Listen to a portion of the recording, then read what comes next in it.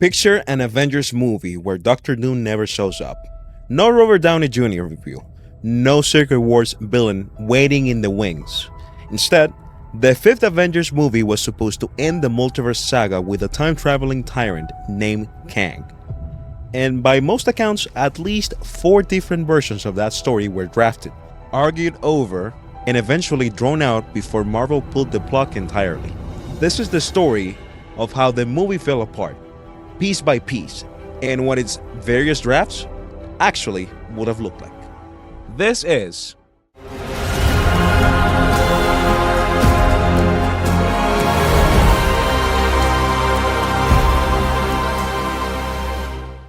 Kang the Conqueror was introduced carefully. Loki gave audiences a calm, almost professorial variant called He Who Remains, played by Jonathan Majors, who explained that he'd already fought and beaten every other version of himself across the multiverse. It was a strong setup for a villain who was supposed to anchor Marvel's next several years. Then came Ant-Man and the Wasp: Quantumania, where a much more aggressive Kang variant, the Conqueror, was beaten by Scott Lang's family in a swarm of ants, and it planted the first seeds of doubt about whether Kang could actually carry an Avengers-scale saga. Screenwriter Jeff Loveness, who wrote Quantumania, later admitted that a substantial amount of Kang's backstory never made it to the film. He described wanting to explore where the character had been and where he was going, but ultimately decided that material worked better saved for the next Avengers movie.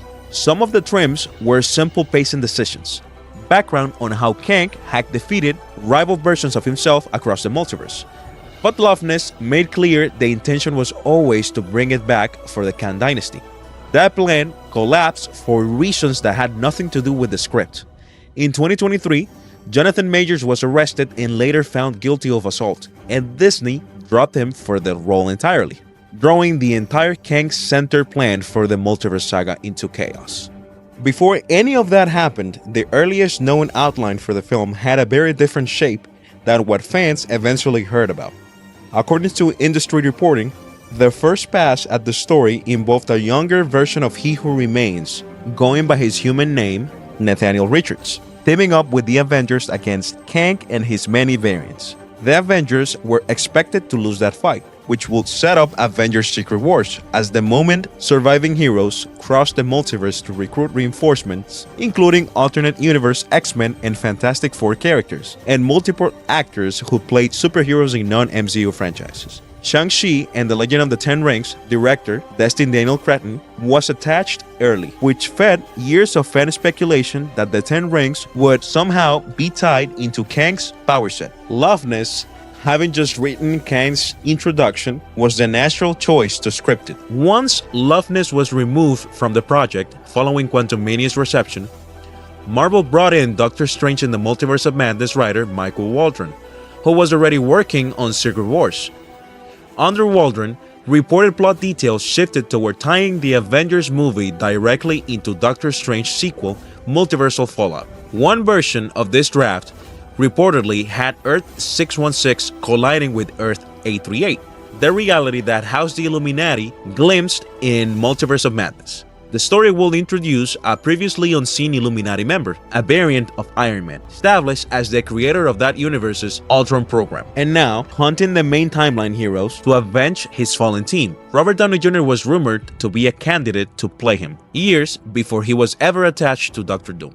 Reports from this period also floated the idea of the Beyonder appearing as another Kang variant, possibly the same Conqueror from Quantumania, now empowered by the fragments of his time chair. Some outlines even suggested a major death with Scott Lang, Hank Pym, or Janet Van Dyne, all mentioned as possibilities, which will explain why Quantumania's theatrical cut ends with Scott uneasy about consequences still to come.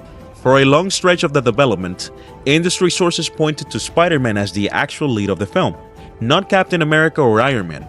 Loveness's version reportedly gathered most of the multiverse saga surviving heroes, notably without Thor, to fight Kang's forces on Earth in a story that stayed fairly grounded compared to the multiversal chaos expected in Secret Wars. Waldron's take on the roster was set to lean harder into the multiverse from the start, giving alternate reality heroes more screen time before Secret Wars took over.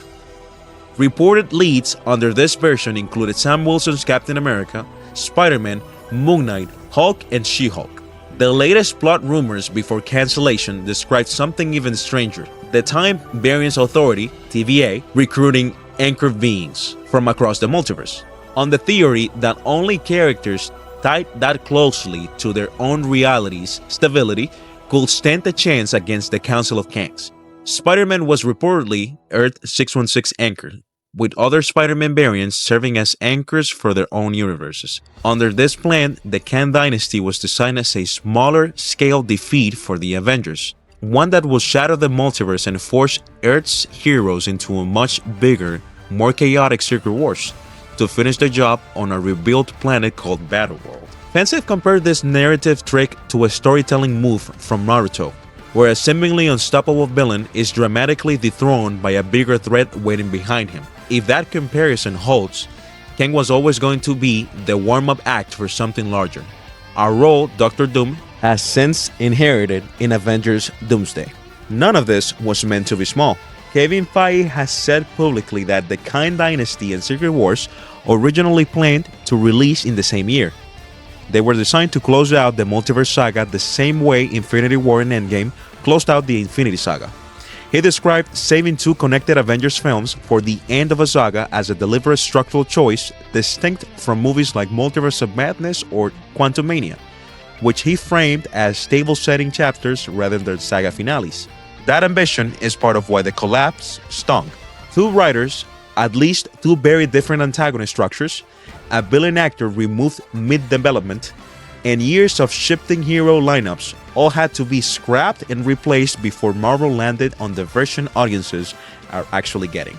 By mid-2023, Marvel was dealing with a villain whose introductory film had disappointed critics and audiences, a lead actor facing serious legal trouble, and two scripts that had already gone through a full writer swap without setting into a finished shape. Rather than cast Kang and press forward, the studio scrapped the project outright, brought back Anthony and Joe Russo, the director behind Infinity War and Endgame, and rebuilt the film around Robert Downey Jr., returning not as a hero, but as Dr. Doom under the new title Avengers Doomsday.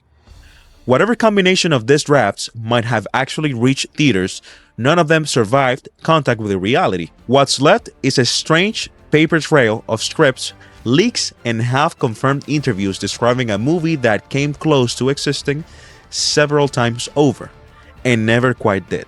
If you want a deep dive on any single piece of this, the Illuminati Iron Man, the Anchor Beings concept, or what a beyond-their-powered Kang might have actually looked like on screen, let me know in the comments, and I'll put the thread on the next video. Thanks for watching, and don't forget to like and subscribe for more stories about the movies that almost were. My name is Manny, and as I always like to say, stay marvelous.